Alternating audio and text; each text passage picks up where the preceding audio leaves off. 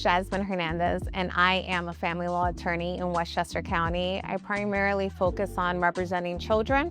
However, I do represent litigants when it comes to custody battles, abuse and neglect cases, and orders of protection. Most of my work centers around advocating for children when mom and mom, or dad and dad are divorcing. Hi, my name is Veronica Cardenas. I'm an immigration attorney. I was an assistant chief counsel with the Department of Homeland Security, and I resigned in 2023. I founded Humanigration, a platform that's geared towards teaching people about the removal process. And I created that because when I was at Homeland Security, I found that there was a disconnect between the people that were going through the system and, of course, the laws that are very complex. Now I mentor new immigration lawyers who are looking to get into the field, and I also represent non-citizens in court proceedings. My firm, the Law Office of Jasmine Hernandez, is actually about to turn 10 years old, Veronica. And it feels like a blur to think about what challenges, although I am certain there were many. The feedback or advice I would give to a younger attorney who's looking to do what we have already done is to ensure that they set the foundation. And what do I mean by that? A foundation when it comes to what are your values? What is your mission statement of your law firm? One of the reasons why I went from, I was working for a law firm and then started my own law firm was because I did not feel that my values aligned with the firm I was working for. And in practicing family law, there's nothing more important than values. And I wanted a platform to be able to push forward the values that were instilled in me and that I think are important to help the families, especially in Westchester County. Right. The advice I would give to a younger self would be to set those foundations. Think about what your values are, start drafting your mission statement, and approach that process or apply that same process to every aspect of the firm. Let it be administrative, to advocating in the courtroom, the finances of the firm, the training of your staff. So you have to apply it to all the pillars, because if the pillars aren't, I'm going to use the Christian term, if the pillars aren't yoked, then you're not going to get the fruit back in return. So I have a question. When you were at the firm and you realized your values didn't align, to the point that you thought I should open up my own firm, to the point that you actually did it, how long was that process? 6 months. 6 months? 6 months. It was really fast, yes. How long did it take? So, I'm sorry. So did you have stuff in place already? Like, did you already do like an LLC? Did you like look at space? Like when you left, what did you have? Like what have you created? I am quite the risk taker. I did not have an LLC. I started speaking to attorneys and colleagues about opening a professional corporation, and I inquired about what's the process to receive certifications in Westchester County to represent litigants off of what's called the 18B panel, which means litigants can't afford their own representation and therefore they receive a court-appointed attorney. I also started inquiring about the certification of an attorney for the child, and I started looking at my finances and I just pulled the trigger. No pun intended. So my experience is so different. Like I graduated law school, I went straight to the government, and that's where I honestly thought that I would be for my entire career. Like my plan was become an attorney, maybe move up the ranks in the office, and then eventually become an immigration judge. That was my plan of attack, and I am not a risk taker. I'm a Taurus, so I feel like we're stubborn and we're steady. And when Trump became president in the first time around, that's when things just got so chaotic. And that was when I was just having a major crisis about, who am I, what my values are, and how far I'm willing to let those values be pushed for financial security. And it took me, I think I started having that realization like 2017, 2018, and I didn't leave until 2023. because I'm not a risk taker and I had to think everything through. I was trying to find another job, and then at the end I was like, I think that I just need to take a break out of being in this environment that was so detrimental to people's health. Like it's detrimental to the people going through the process, to the attorneys, to the interpreters, to the clerk staff, like for everyone involved. Everyone feels it. And so it took me a very long time. I created my LLC. I called a colleague to see if I could use his office space while I got my feet on the ground. I remember I took my first client in an IHOP because I didn't have an office yet, and she was ready to sign. And I was like, okay, I'll meet you by the Newark Court. My office is not by there, so I'll just meet you. And she was like, fine. I was renting like space at a Regis. Like I was doing all of that stuff. And then over time, I think the biggest obstacle was me. I didn't feel confident that I could take that leap and be financially stable doing it on my own. And I think that once you take that step and you're okay, you learn to trust yourself. And now I'm like, there's nothing I can't do. And if it doesn't work out, it doesn't work out. There's something else better. Yeah, it's okay. But we still have to call on that trust constantly. I know I do. Can be really challenging on a daily basis. Especially every day, because like your clients look to you for answers. What should I do? What does this mean? Do you ever feel like, God, I don't know how to answer that? Sometimes when a client wants a different answer, I believe in giving them the brutal truth if it's necessary. And so I will say, I can tell this is stressing you out. I can tell that you're upset over this.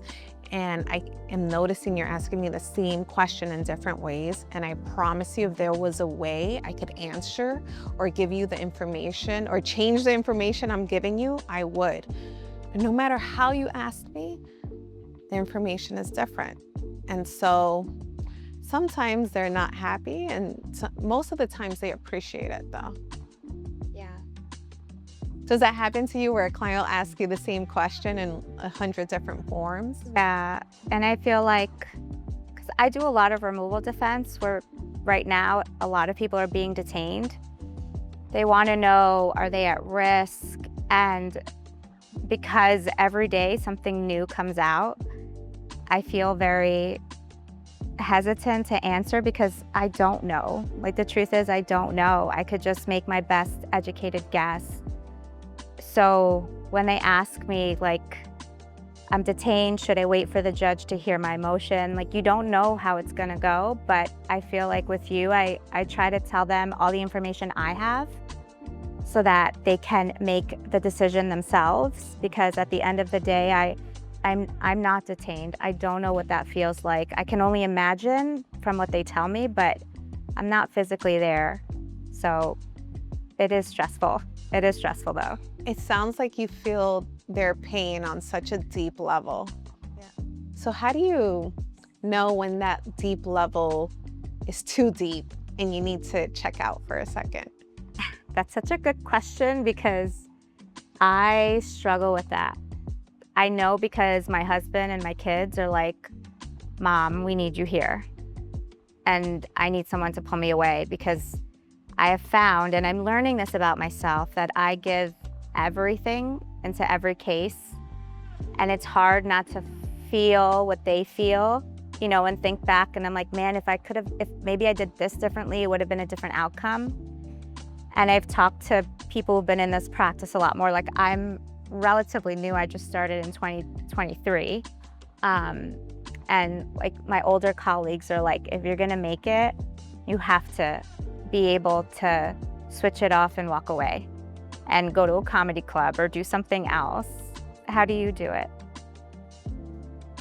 So I wear an Aura ring, which I don't have on today because it told me I was beyond burnt out. And so I didn't want to hear it anymore. So I threw it on the counter and left it there. But I think it's having an introspective conversation with your psyche, and it's everyday work to check in. From, am I overworked? Am I burnt out? Am I quick to respond? Am I quicker to respond than quick to listen? And just working on that and measuring yourself in those ways. And you kind of feel it even physically, like, okay, I need to not open the computer. I need to, go spend time with my family, go for a walk, listen to Christian music or do meditation, hang out with friends. Kind of the more, as you get older, I feel like one of the biggest relationships you can have is a relationship with yourself, so that you can show up as a better person in these spaces. Yeah. It's so important to have an introspective relationship with yourself and know how you're showing up with patience and grace and kindness to determine if you're burnt out. I just had a baby in December of last year. She's about to turn 6 months. I thought it was a boy. It's a girl. I say, Didn't know? Or it's a long story, but yeah. Let's just say I had, even the boy's name is around my neck. So now I say that, yeah, Angel ever brought Princess Adeline. I know. It was, every day I say, Mommy, can you believe? And she's like, what? It's a girl. Because like 6 months later, I'm still in shock. Oh my goodness. And one of the things I'm noticing is in checking in with myself, I don't have so much time to check in, right? So it's hard to determine what's a priority and what's not a priority. And a lot of things are beginning to be put aside that don't require my immediate attention. What advice could you give me as a new mom and owning your own law firm in managing? I'm not going to use the word balancing, because it's not a balance, it's a dance. Right? Literally on a surfboard. Yeah. How do you manage mom life? You have 3 kids with also your firm. Your firm is 3 years old, so it is the time that you're putting your blood, sweat, and tears into it. How do you do it? I think life comes in waves, and there's space and time for everything. I truly believe that. And when my children were very young, so I had 2 in the government. I took a very long time of maternity leave. I didn't even think about work. But with my youngest, who's 3, he was born during COVID, and there was that transition. And so asking for help was a big one, because I feel like I got it. I could do everything. It's okay. I'm fine. And then I'm not.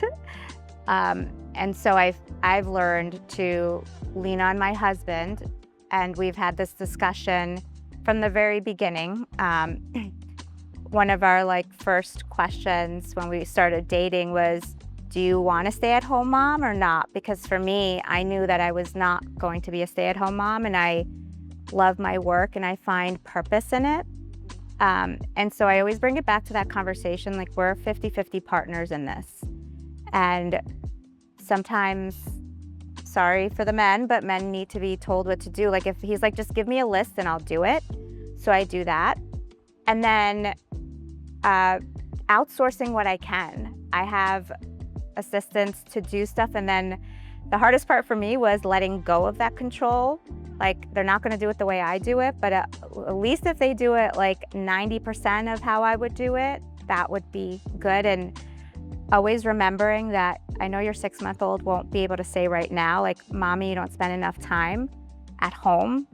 But once they do and you hear those words, it's like, oh my God, I gotta readjust, because that's what's the most important. You're gonna make me cry in this collab. Yeah, but at the same time, like especially with a girl, they are watching and they are learning. And my girl just turned 10 on Wednesday.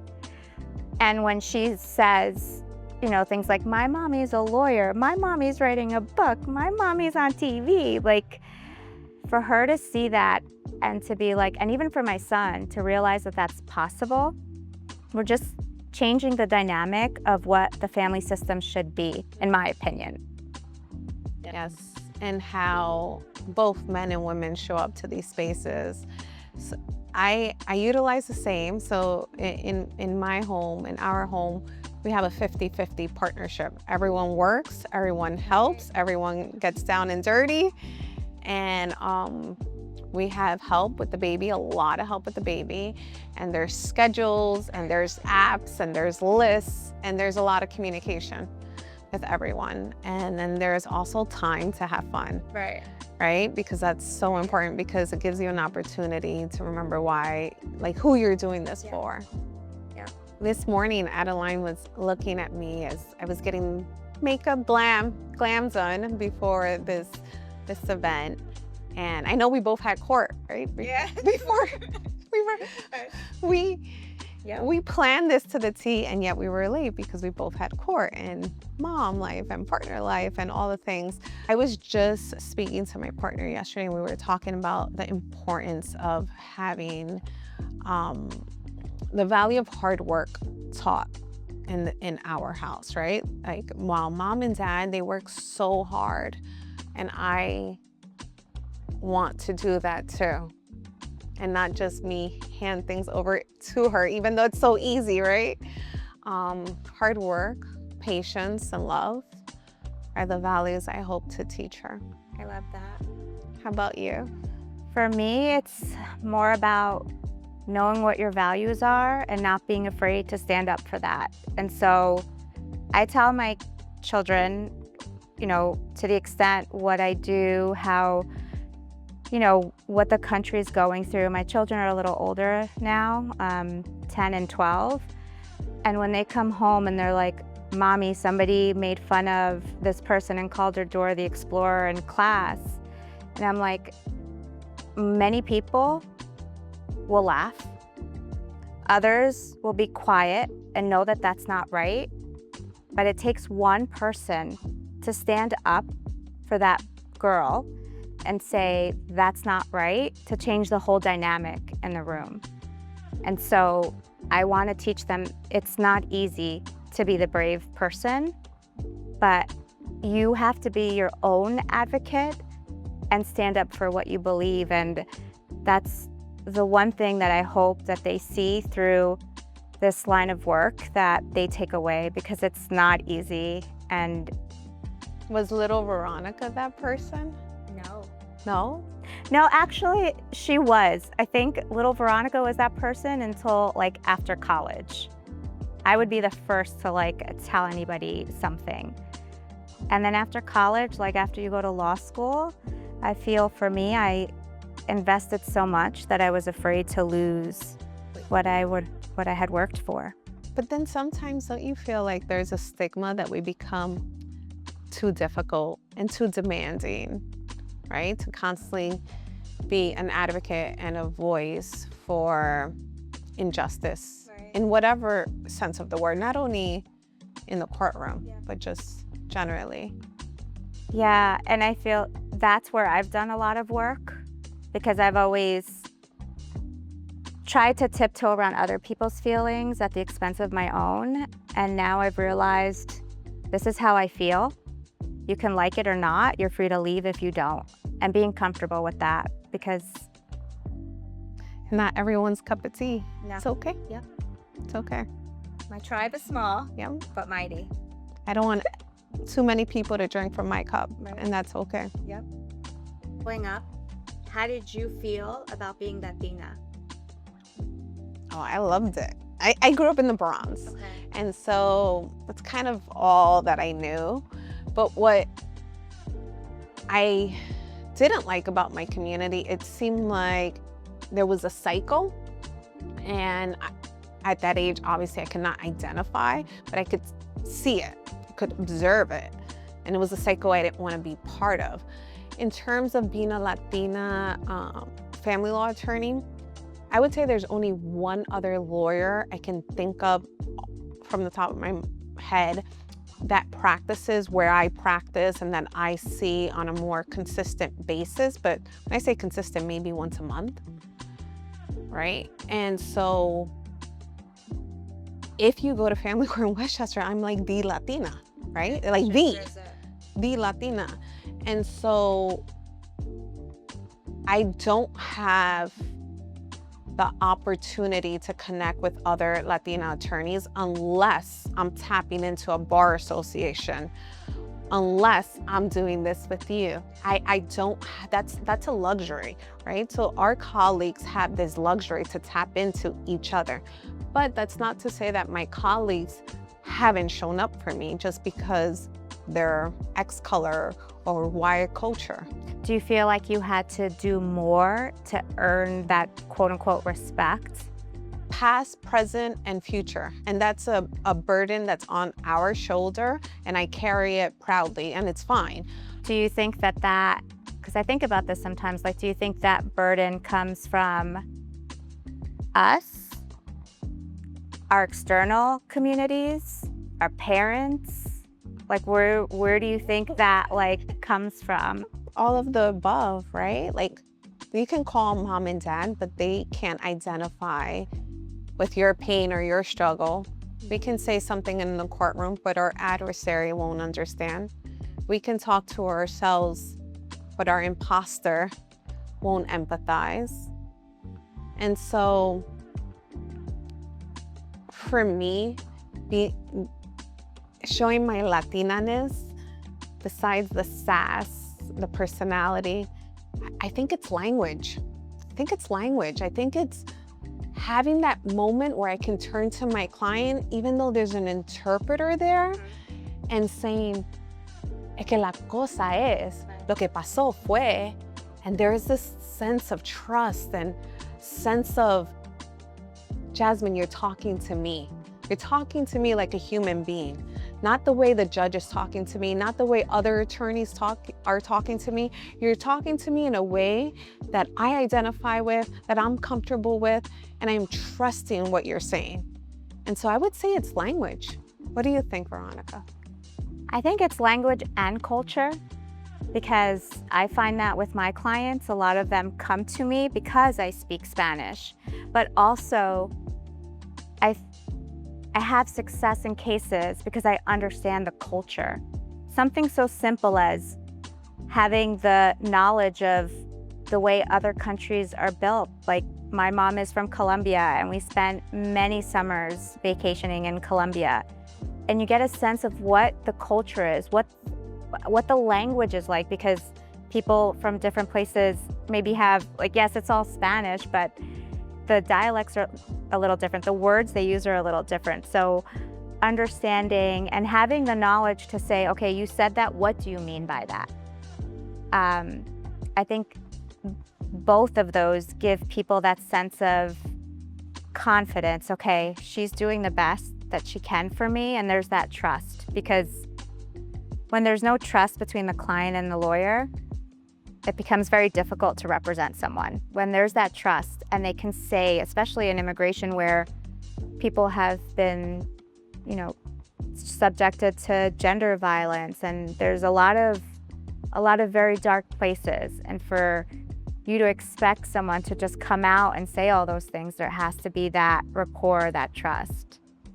Do you think it gives your client a little warmth in all the coldness?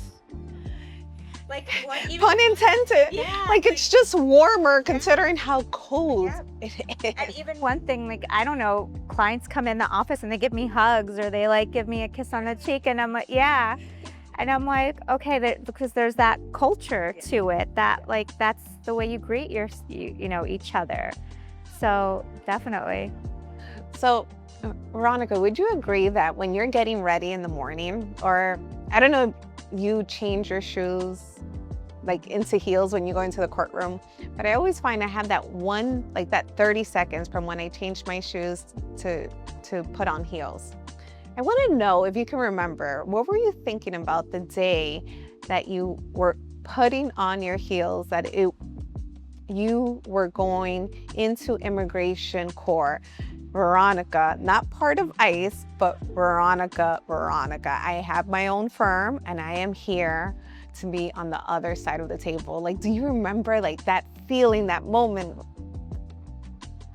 It was, so yes, I wear Uggs because we have to go through security and my shoes always go off and they make me take it off and then I have to walk through the thing barefoot.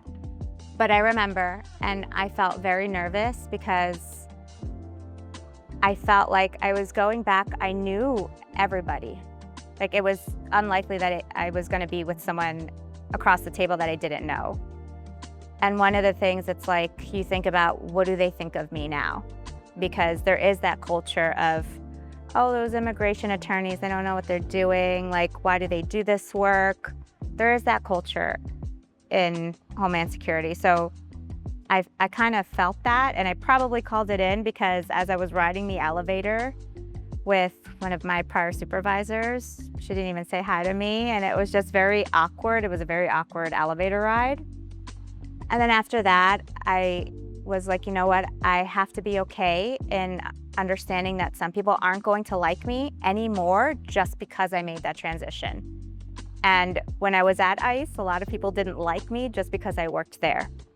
And so I had to live with which side am I okay with people not liking me for, because I had to like myself. And at the end of the day, I'm like, you know what? If you don't like me because I left and because I felt like I had to follow what was in my heart to do, that's okay. But it was very nerve-wracking in the time. It was awkward. So vulnerable. So the fire that I need to get through the next 6 months for me is rest. I have worked myself since January, since Trump came into office, to the ground, where now I'm transitioning and I'm cutting out I'm cutting out a lot of stuff. I just need to rest for these next 6 months and then amp up again in the fall. In the fall. I don't know. I don't know what I need. I don't know what I need. What do I need? So that's real. Yeah. I don't know what I need.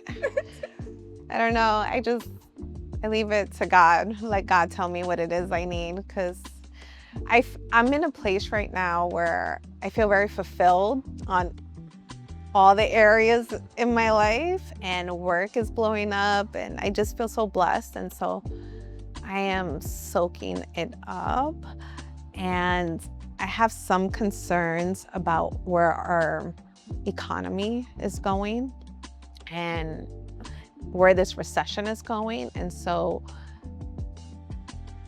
the fire has to continue. Right. But I don't know what I need. So I leave it to God. I don't know what I need.